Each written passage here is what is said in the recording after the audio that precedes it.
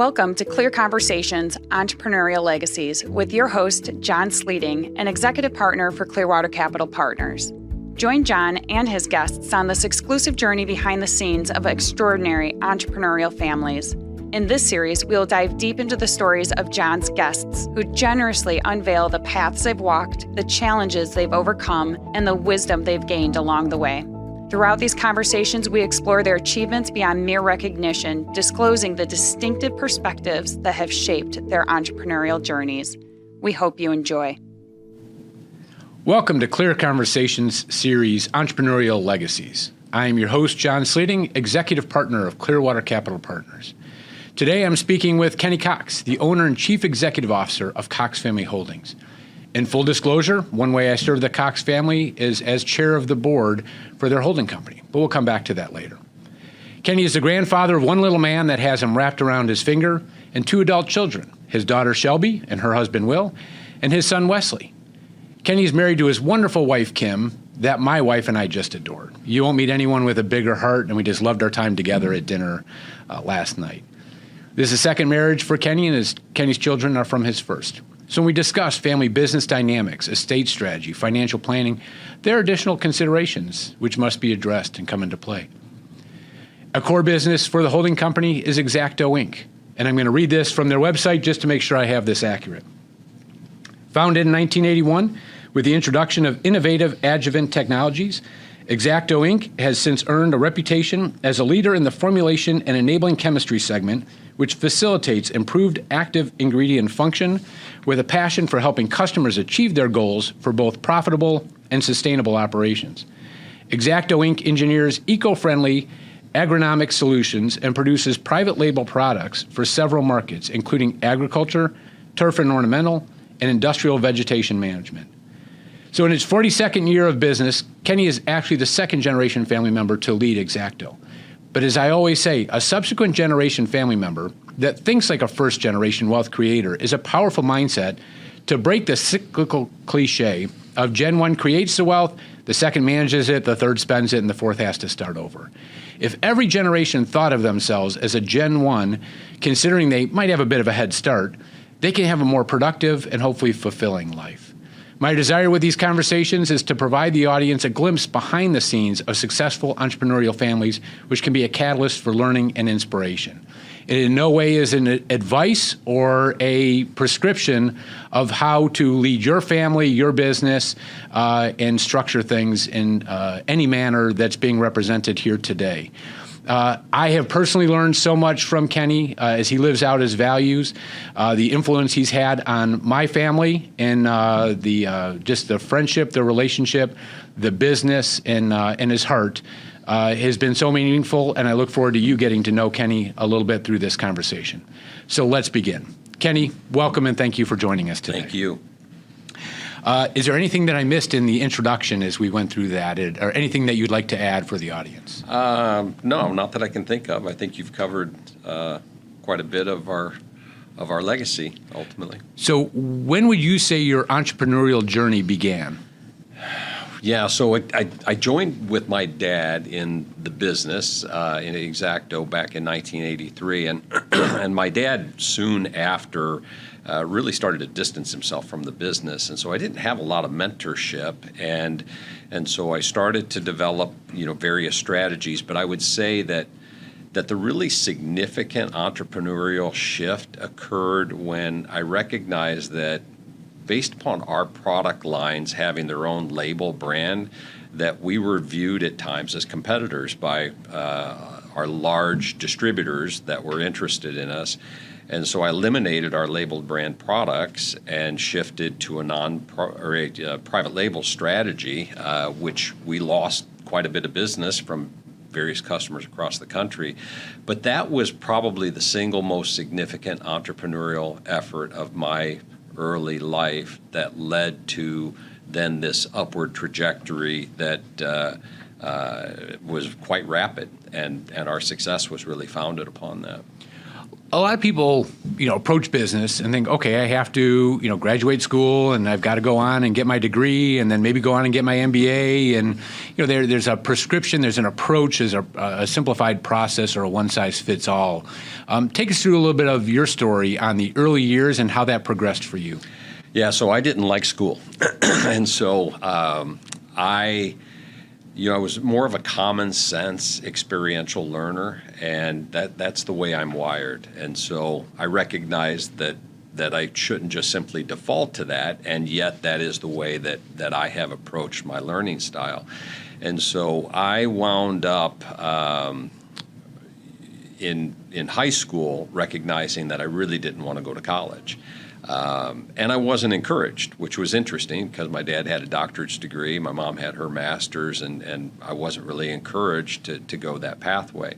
So I entered into the work program in my junior and senior year. I was building these large panels back in the times of relay circuitry with all kinds of wiring, and that started to move to integrated circuitry. And then I realized if I was going to stay up on integrated circuitry, I was going to have to go back to school, which I didn't want to be a part of. And so I did take one class at Harper on that, and then realized, I do not want to head down this path. So my dad had this startup business, and I talked my way into it. And with his school of hard knocks style, he gave me a nice healthy pay cut, and let me come in and join him in that business. And so that was how it all originated. And I just from that point forward just went into the deep end and started to develop plans for myself in that business, since I really didn't have mentorship. And at some point later down the road, realized that because of a lack of mentorship, I needed to surround myself with others, and then started to join various advisory groups over time. Well, so take me through that, because it's not a formal education per se from an academic setting. And yet you have to learn from someplace, and this is not a major corporation that's got all kinds of training programs and development that you're going through. You're in a family business that your dad had started up, and yet you recognized early on that you needed to get around individuals to surround yourself, to be asking questions. So when you think about mentorship or some of those roundtables that you were a part of, how did those shape your education and your learning? Well, that was huge. That was to be interdependent was the reason for my success. And so I started having conversations with manufacturers who we had relationships with. I remember my first major initiative, because we used to buy 55-gallon drums, and I was thinking, okay, I'm 18, 19 at the time, and I'm thinking there's got to be a better way. And so I start having conversations with manufacturers, find out that I can put together these bulk systems and then mixing units, and stop doing the mom and pop style of manufacturing. So I started getting to a point where I'm buying in tanker trucks, and I put my initial ROIs together before I knew what an ROI even was. Presented this to my dad, and he goes, "It makes sense." And so, but I wasn't getting that guidance from others. So I'm talking to our manufacturers. Later, I'm talking to technical experts. I created a small lab. I'm in mixing things up in a lab based upon conversations that I'm having with others in advisory groups. Then I started to learn more about the financial side of things. And so then I took an AMA course at some point. And so my entire learning process was really getting outside of myself and learning the value of interdependence. And that meant over time being vulnerable, because I was faking it until I make it, throughout my early 20s, and had to portray myself in this affecting kind of place, like I had it all going on, which on the inside, I'm a little boy in a man's body when it comes to being in business, which I knew nothing about. And yet the business is in its 42nd year, going into its 43rd year at this point in time. So that word interdependence, that's something that is reflected in you to this day. So when you think about interdependence and being in community with others, where did that first come into your life, and then how has that continued to evolve, not only for business, but in your personal life as well? Well, I do think it originated initially with those conversations, but it wasn't until I started to recognize that I needed an advisory group in my life, that I didn't have it all put together, and I needed to lean into others. And so I started to have with one of my advisory groups, I started to have a deeper sense that there was something missing in my life. And so I started asking some questions about, what is the bigger picture in what we're doing here? And some of the guys I remember, because it was all about money and material things, turned to me and said, "Were you talking about feelings?" And I'm like, "Well, ultimately, yes, I am talking about feelings." And a few of the guys said, "It seems like you're on a more of a spiritual journey." And I said, "I don't know that I would define it as that, but that would make sense. It's just things are feeling very out of balance." And so two of them encouraged me to go to the Center for Creative Leadership and do the Leadership at the Peak program out in Colorado Springs. So I did that program. And that program, I was rubbing elbows with individuals, the CFO of Time Life, or, the Director of Strategic Planning with Motorola. And I was really out of my league. And as a result, going through that program and all of the experiential activity and the psychologists watching you behind mirrors and all of that really broke me down. And I realized how much I was in this false self of leadership approach in business. And I came away from that program very hopeful, and yet feeling that I was broken down to my core and very vulnerable. And I think from that point forward, interdependence then took on an even larger role in my life and became one of my core values. Yeah. Well, what's the saying, right? If you think you're the smartest person in the room, you're in the wrong room. Yeah. How do you get into rooms such as you were out in Colorado and surrounding yourself with others that you can continually learn from? Which also then brought you into being in boardrooms, round tables where you were being challenged. How did you receive the challenges, right? Because you want to think of yourself as the smartest person in the room, not you personally, right? But people walk in with maybe a chip on their shoulder, especially entrepreneurs that are like, I'm battling on all fronts with suppliers and customers and the team and getting things done, or regulations that might be there. So you've got those challenges, and then you're being challenged even in your own leadership when you surround yourself with a boardroom table. How did that experience play out for you, and where did humility fit into all this? Yeah, those were hard challenges for me. A lot of these individuals were running some, very large companies. They had really gone through lean manufacturing processes in which they had very much refined their operations based upon, and so it was hard on me. I'm I'm a study of the Jungian archetypes, and so I'm what they classify as a high warrior guy. And high warrior is this individual, or female or male, that avoids vulnerability. And so I was at a stage where now I'm being challenged, and it may draw me back to that place of vulnerability, which it ultimately did, and that was difficult for me. But it also then invigorated me. From a lean manufacturing standpoint, I started to analyze our business and said, I'm going to create us to be the best just-in-time agricultural specialty products company based upon these challenges that are coming at me. And so I responded, but it took me time because I was really hesitant to be vulnerable in those places. Once it became encouraging to me, I acted upon it and then created something great from it along with the team that was around me. And so when you think about your personal health and how you take care of yourself and bring your best self into your business to benefit the people you're serving, to benefit the team that you're serving, how do you take care of yourself? How did you do it back then? And then how do you do that today to bring your best self to both, and I'd even say the business, but also to your family? Yeah. So back then, I don't think I was taking care of myself. I was very out of balance. And so business was my focus. And I left my family behind in those early years. hence the initial divorce. And so,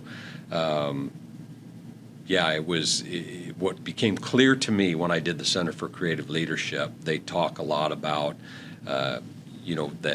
that you have self in the middle. It's kind of like the center of influence from Covey, is that self is in the middle, and then there's this larger circle, and how that circle makes up family and community and faith, life, and all these different elements of vocation.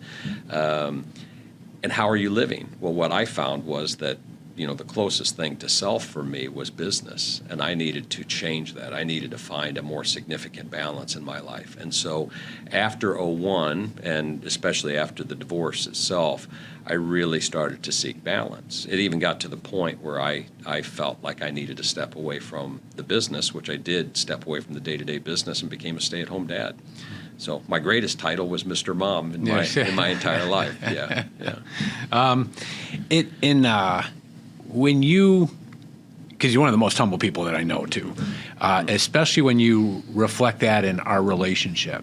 And, as we've known each other, going on a decade, just shy of that, and you were thinking about putting this board in place. And then you asked me to step in and chair that board. Most people don't do that, Kenny, right? Mm-hmm. You know that. Can you take everyone through your thought process of saying, well, one, I need to put this board in place, and two, you actually want to be detached in some ways and be a board member as the owner versus chairing the board. Can you walk through your thought process here? Yeah. So I one of the advisory groups that I was on was a Convene.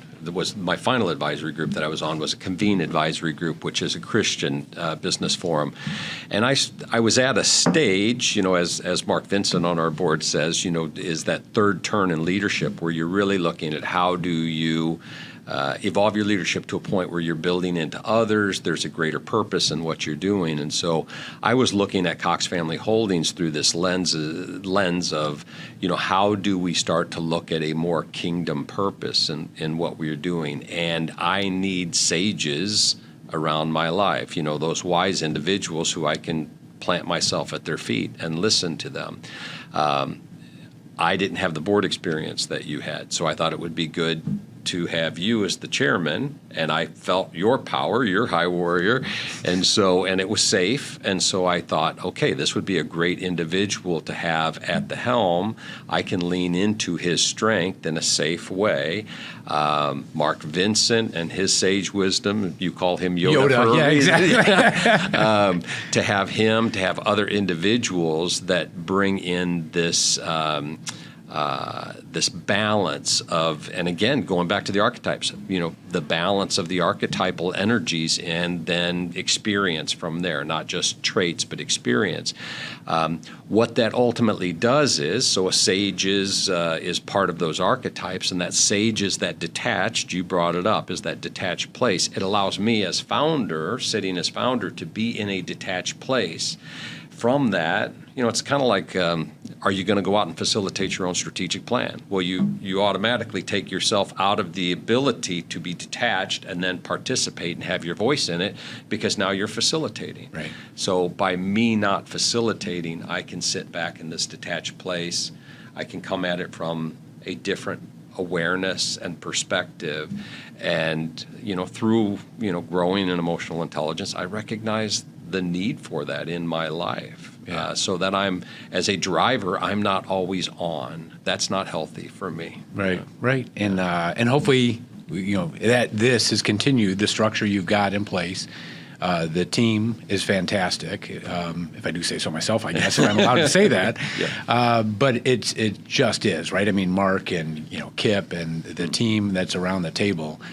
There's just so much healthy challenge that takes place to try to get to what the best answer is. Not to just check a box or say we've had a board meeting, but to really go through and process because your vision. And I'm going to step back and read. The vision for the business is Cox Family Holdings is a diversified investment portfolio with leadership driven by a common passion for leading edge innovation, transformational growth, and sustainable stewardship.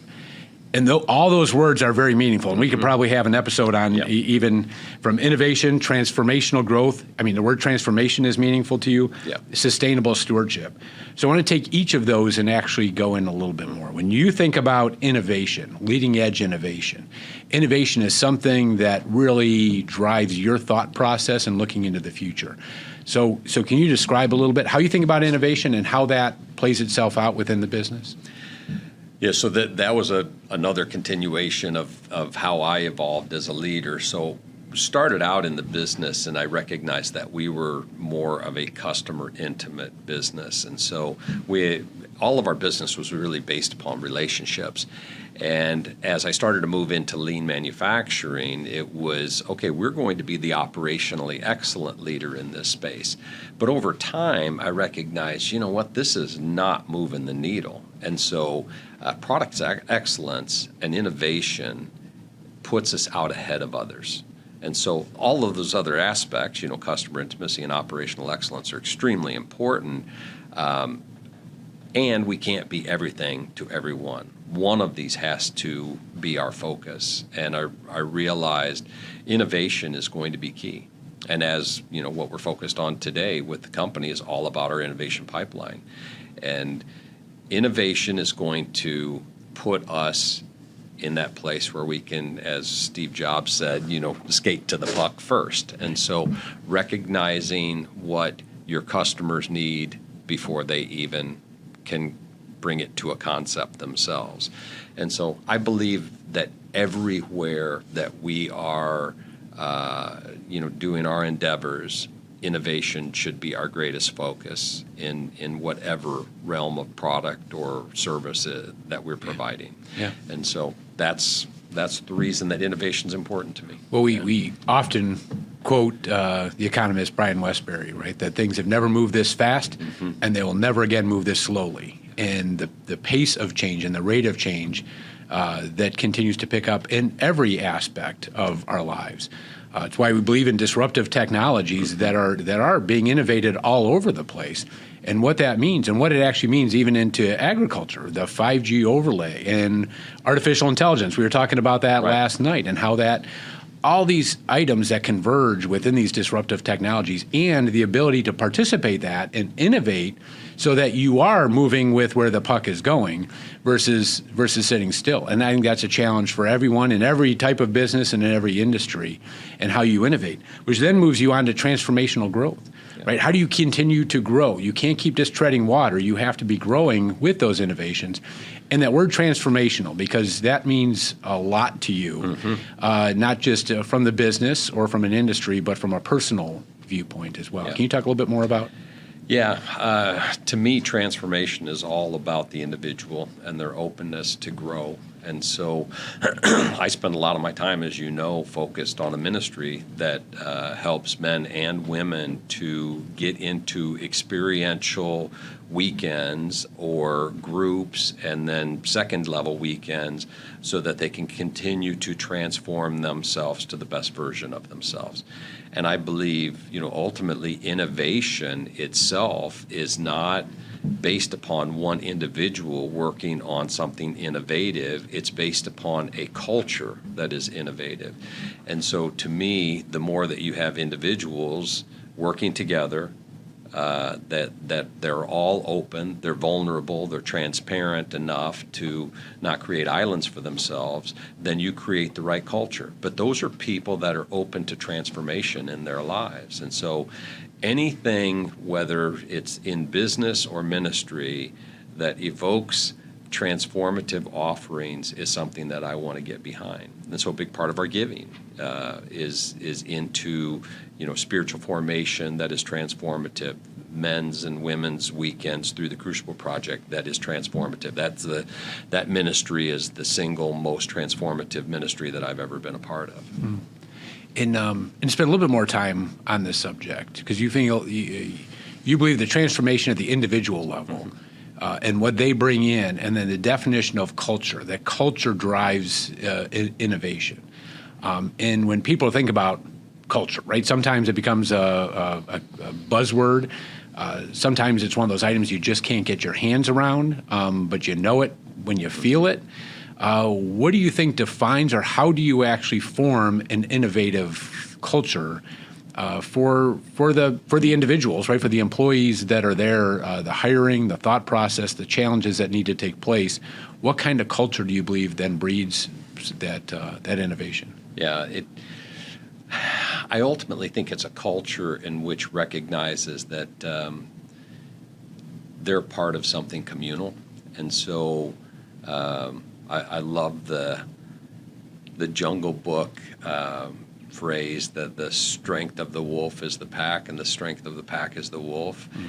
Anybody who looks at their job in a communal way, that they're a part of something bigger than themselves, then we'll be working together.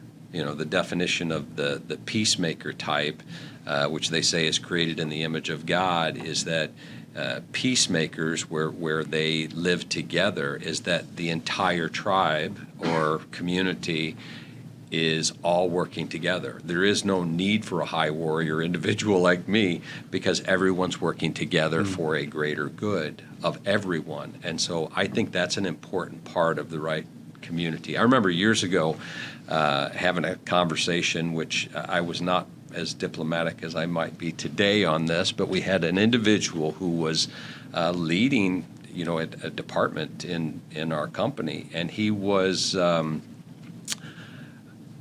hoarding his wisdom for himself. And so I had a really hard talk with him and said, that's not going to work within our culture. And every consultant I've talked to has said, if you have cancerous or toxic behavior, cut it out immediately and move on. And I said, I believe in you.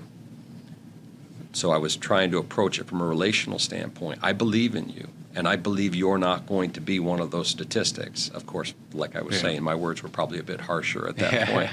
I think my words were more of, prove me wrong and be a dog that does not suck eggs that I would have to shoot. And so, I would say it differently today. But I did tell him that I believed in him, and I said, prove me wrong. And he did. And he is an individual that you've experienced today who is building into the younger generation in amazing ways. And he is a big part of the culture that we have, because he is part of something that's greater than himself, and he recognizes that. Yeah. It's one of those items where, in my mind, right, this picture comes to mind of a simple four-block chart, and on one side you've got a performance, and on one side you've got shared values. And if somebody's performing and they've got shared values, it's fantastic. If they're not performing and they don't have shared values, that's easy. But the hardest box is somebody that's performing but doesn't have shared values. Yeah. Because those shared values will deteriorate. And even if they're performing, those are the hardest personnel decisions that you have to make in building that culture, because you've got your eye on that bigger prize, so to speak. The bigger vision of what you are trying to achieve isn't dependent on one wolf per se, right? One individual, and how you're approaching that if you're going to develop the right culture moving forward. And that gets into sustainable, right? Sustainable stewardship that you put together. And again, each of those words is very meaningful. So let's take a few moments on, when you say sustainability, that applies to a lot of different. You talked about the ministry, and I'm going to want to go a little bit more into how you think about charitable giving and generosity in a moment. But everything you look at, business, family, ministries, charitable organizations, sustainable is meaningful to you, as well as stewardship. Can you unpack those a little bit? Yeah. I think sustainability to me is important because of all of the times in business that I have been on the edge of a cliff. And so I don't want to spend my time in my later years of life in an entrepreneurial state of doing things out on a ledge like I used to. I used to push the envelope without a conservative bent. And so I still want to take chances, but I want them to be calculated in a sustainable way. And so to me, I think what I've recognized is that as being this quester, this novelty seeker type of individual, is that I would push the envelope so far that it would really have effects when it comes to peace. And so I think that not only is that my piece, but it's the piece of all of the individuals who are trusting in me and my leadership. And so I'm having huge impacts upon their life when I'm not doing things in sustainable ways. And so that comes down to if we're going to discern a direction on some type of investment, do we have the resources to see it through? Do we have the resources to see two different ones through, or should we focus on one? We have to do it in a sustainable way. And then, of course, there's a more of a global, how are we approaching things when it comes to our products and the sustainability of them? When you're looking at, are we doing things in a sustainable way with the fragility of our planet? And so you could look at it from a couple of different directions. And so I think our company have been stewards in that sense to a great extent. And we're now focused a lot on water resources with our product line, because we think that that's a real key to long-term sustainability of the planet itself. Right. Yeah. And when you take that into stewardship and natural resources, and we speak of this, you've got the you got this core business that's there, that's operating. But you also have what I'll call a passion business that you also have. Why don't you share a little bit about your passion and how that evolved over time, and how your vision for that property has even evolved? Yeah. So I am a hunter, and so I apologize to anybody who does not like hunting, and so but very respectful. I'm mainly a bow hunter, and so I have a deep appreciation for nature. I have a deep appreciation for watching animals in nature, and so I really work hard around how I handle that part of my life from a strategy standpoint, how I spend my time. And I developed a lot of relationships with our customers around a hunting operation or a hunting property down in Arkansas that my parents had. And so years later, I desired to recreate that in a more world-class sense. And so we bought a very large property that spans the Wisconsin Upper Peninsula border, and so now we have elk, white-tailed deer on that property, pheasants, we have lodging, and I'm very passionate about all things hunting, but I'm very passionate about what the experience is, and so experience is key, and how do we innovate experience for people? The property itself is quite magical, and so we're creating experiences up there for individuals, approaching that innovative side, but some of them are even in more of a spiritual realm too, such as we put up a phone booth out in the woods, and we've yet to name it, but it's going to model a booth that was put in over in Japan, which is not connected to anything. And so people go in there and they speak to their lost loved ones, and they grieve. And so we're providing these different spiritual connection points on that property that are really speaking to people. And they speak to my heart, because I recognize the value in people transforming by getting aware and embracing their grief. Yeah. So much of the emotional intelligence issues in our world are because people have been told that acting one way is acceptable, not acting another way is unacceptable, and some of that is around your emotions and embracing your emotions, and people have learned that crying is not acceptable, and so we're doing that, creating that type of environment up there so that when people come there, they go, there's something special about this place. Well, there's something special about Exacto too. And we've seen, customers come in and go, can you teach us how to develop this type of culture in our business? Yeah. There's a lot of people on the surface that will look at that and be like, the hunting and the bravado and everything that goes with that.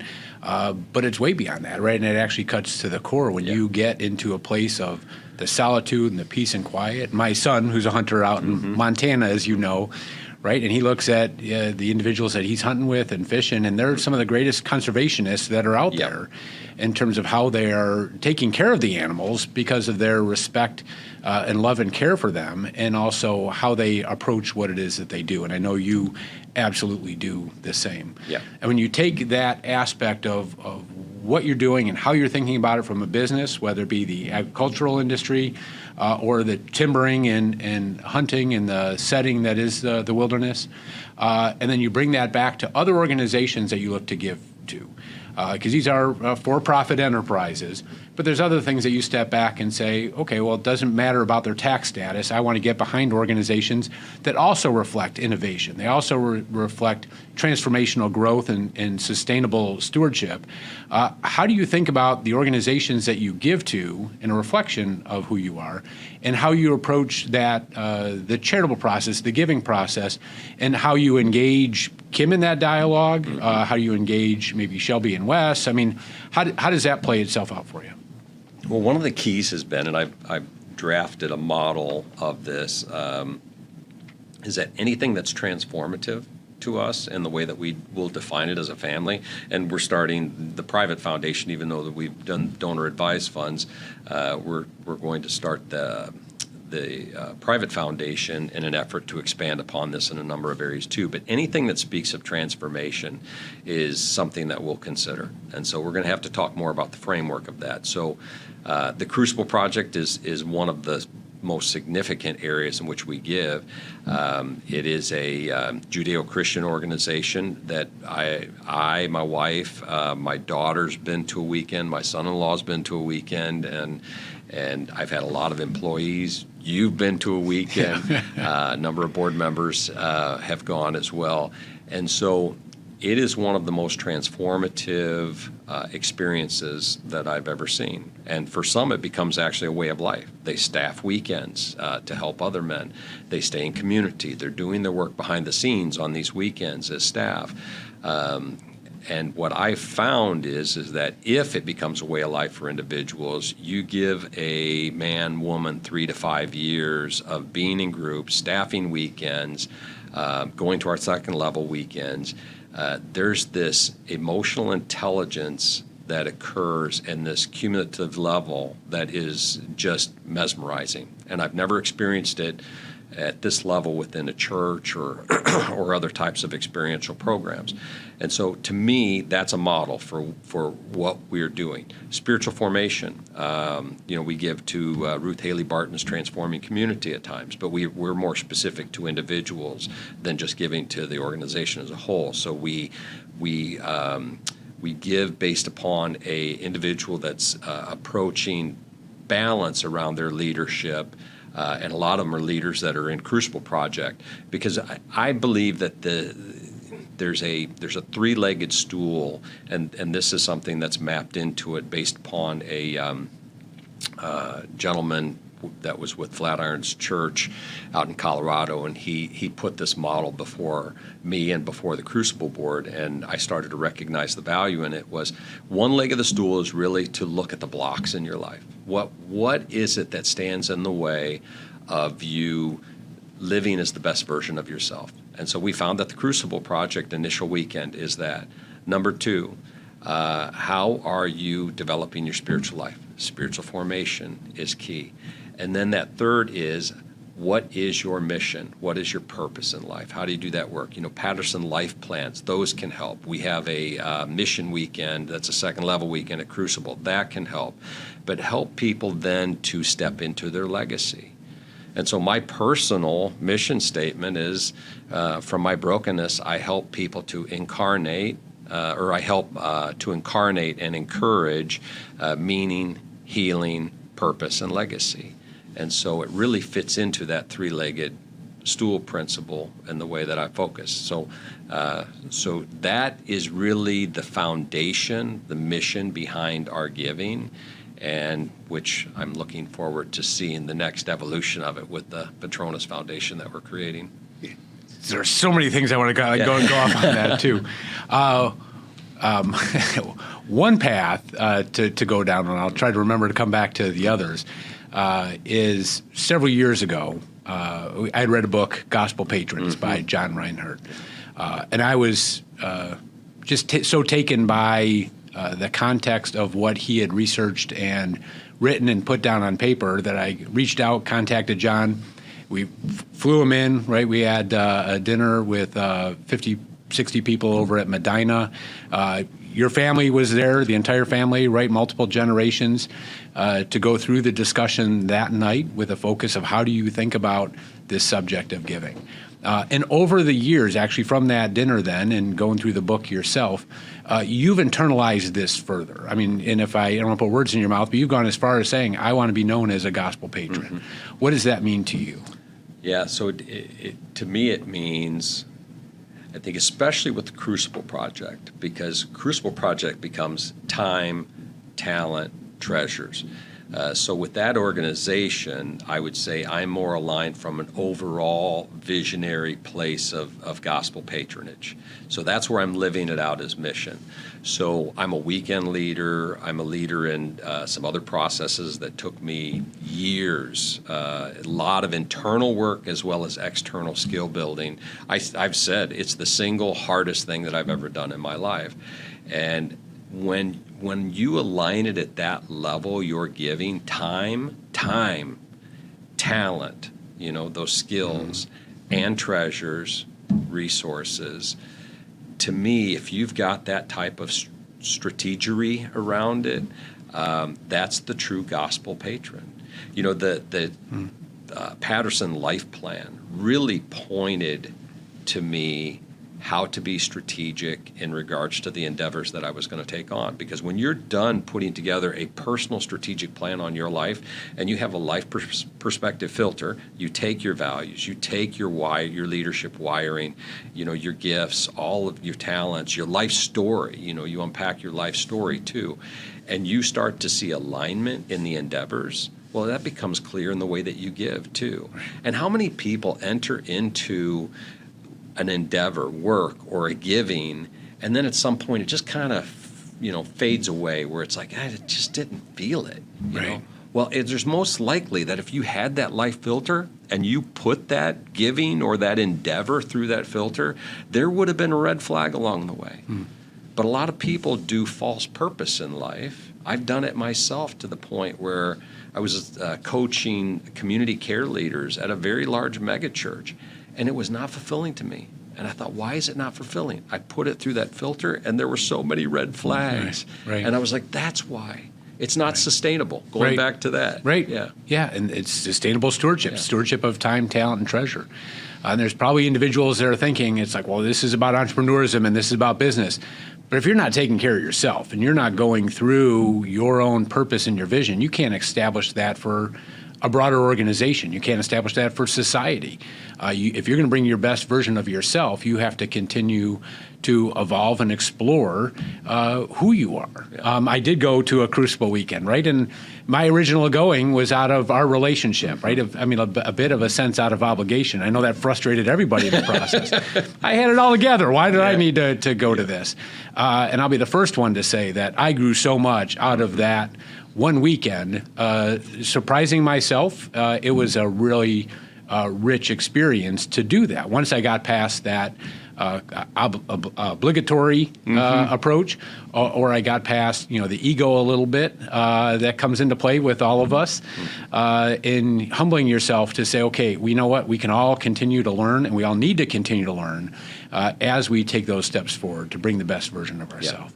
The other aspect of a lot of the things that we've been hitting on is what I start framing, where it's like everyone wants to talk about the financial capital in the end, or they want to talk about the legacy in the end. It's like you don't get to the legacy. You got to create the legacy over time, right?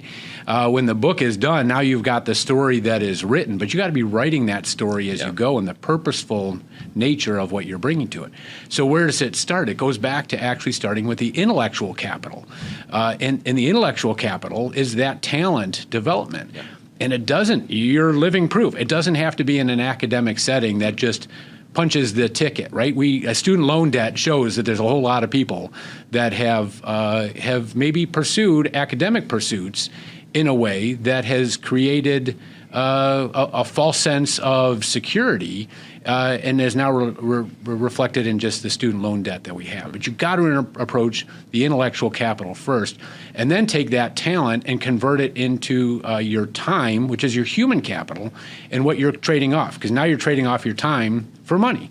That's what work is, and that's what your vision and your mission is.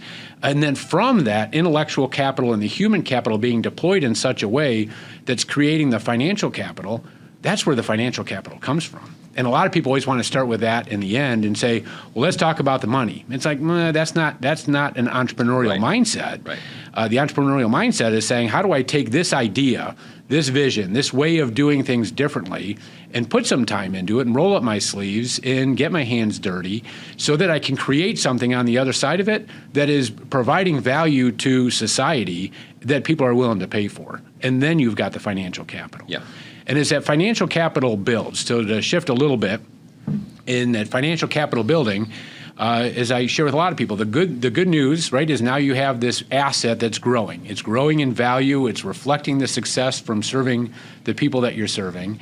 And now all of a sudden you have created a nice big estate tax problem for yourself. Right. So as you go through estate planning strategy, financial planning, as we talk through those items, what have been some ahas that have come along regarding how you steward the financial capital aspect of the equation? Yeah, I think the biggest aha has been to give up control. And I think early on, I was focused on how do I create safety and security around myself and my wife. And now it's about how much can we give away before our passing. I believe that society has created this thought that you should give away upon your passing, and that's flawed in my view. So I think the biggest aha for me, which you've been on the journey with me, is to give it away now to help others in your lifetime. And that includes, making some shifts in stock ownership into the donor advised fund and putting together an estate plan that, that creates enough for our kids to do something great for themselves, but not so much that they can go and do nothing. I think Warren Buffett, talked about that with his own children. And so to me, those are some of the big ahas that I've come away with. And then leaving it up to other individuals like yourself and the attorneys to create the right plans, to surround yourself with trusted individuals so that you don't have to learn it all or understand it all is important. And then for me to be able to focus on the things that I do understand or where my skill set is more aligned. I think the more that we gain in this world, the more responsibility that we have. So the relationships, the interdependence becomes all the more important because I can't know everything and I don't want to know everything. So I want to leave that up to you, who I trust. I want to leave it up to the attorney and know conceptually right now that we simply need to think about this from an eternal perspective, is what is our legacy? And legacy is not about name. It's not about who I am to be remembered. To me, it's not. I know to some that it may be important, but I just want to create a blessing for the generations that I will never know, and just love well and be loved well. And yeah, I think, and ultimately, if you love yourself, all things will follow. And that will show up in the way that you do relationships and the way that you bless others. And I think I love our conversations, right? Sometimes I find myself at a loss for words, just even listening and processing the things that you're sharing, Kenny, and that happens not only in this conversation, but often, right? You make me very reflective and thinking about topics. And I go back and remind people all the time, the assets only go to one of three places, right? Your family, charity's important to you, or taxes. And we still haven't met anybody that says, I want to leave more in taxes. So how can you provide for your family and those organizations important to you, and engaging in that and voluntarily engaging and going deep with your time and talent so you can figure out where that treasure is going. And doing that earlier in your life gives actually the growth potential that's there both for your family as well as for those charitable organizations to minimize taxes. This is not tax evasion, right? So this is, but you can avoid taxes and you can select taxes based on the way that you structure different things in your life to align with your priorities and whatever those priorities may be for you and for Kim and your family versus other families and how they align that. But the intentionality you bring to it, the thoughtfulness that you bring to it, and then the dialogue that you engage your entire family with, and how you approach and do that from the giving side of it and also back into the business. And this is where the governance topic can come into play too. Yeah. Well, and the donor advice fund is such a great tool for reducing the tax, and I don't trust our government to be able to sustainably, going back to that term, use our dollars, our tax dollars, to create great purpose the way that we can if we have control over some of that. And so by establishing the donor advised fund, we're still paying tax, of course, but we're reducing that tax, and then we're giving more to organizations that matter to us rather than the government determining that they want to send our money over to build new embassies somewhere. Right. Yeah. Well, in especially on the giving topic, right, and when it comes into play, Kim's not here with us right now, but in the conversation, and like I said at the onset, I mean, you don't find somebody with a bigger heart than Kim. And so when you engage her in your relationship and how you process and work together and the way that you think through things, we all have to step back and give credit to our partner in that way. Yeah. And Melissa, for me, Kim, with you, what credit would you honor her with right now in terms of her shaping you to be the entrepreneur that you are? So I would go back actually to the Jungian archetypes again. So I'm a high warrior and she's a high sage. And so we're like the opposite. And so I think like so many people or so many couples, we unconsciously marry our opposites for a reason because we see something in them that we're lacking in ourselves. And so, in an unhealthy way, I think a lot of people, once the infatuation wears off, then they are like, why did I marry you? But if all of a sudden you go, why did I marry you? Because you have something in you that I don't have in myself. And I think that's what I recognized, as I did deeper work on myself is that Kim has this high sage aspect. It's referred to as an alerter. It's an optionizer. She sees options. She alerts me to dangers that I didn't see in the past. And so when I discern something such as giving with her, I've now recognized and affirmed to a greater extent this part of her that really is so complementary to me. And so I'm just embracing that aspect of who she is and how she brings greater balance into my life. And so from that place, and her looking at the strengths that I provide, we are just in lockstep with each other in the way that we process things. And so I love our relationship. Of course I love her, but I love our relationship in the way that we do conflict because we're able to embrace all aspects of each other and work through things in a very I see you negotiated type of fashion. And that happens in the greater realm of relational transactions in a marriage as well as down to the way that we process giving. Yeah, and so if you look over the last 40 years, your lifetime, in terms of growing up in the business, well, literally, some of the things you look back on in time, right, where people see the shininess maybe from the success at this point in time, but I love some of your stories you share about sleeping on the cots amongst the mixing tanks and everything else too of the dirty side and the history that's there. But with the listeners in their various stages of their entrepreneurism, if you were to go back with what you even know today, granted, still learning and still building and growing and transforming from this point forward.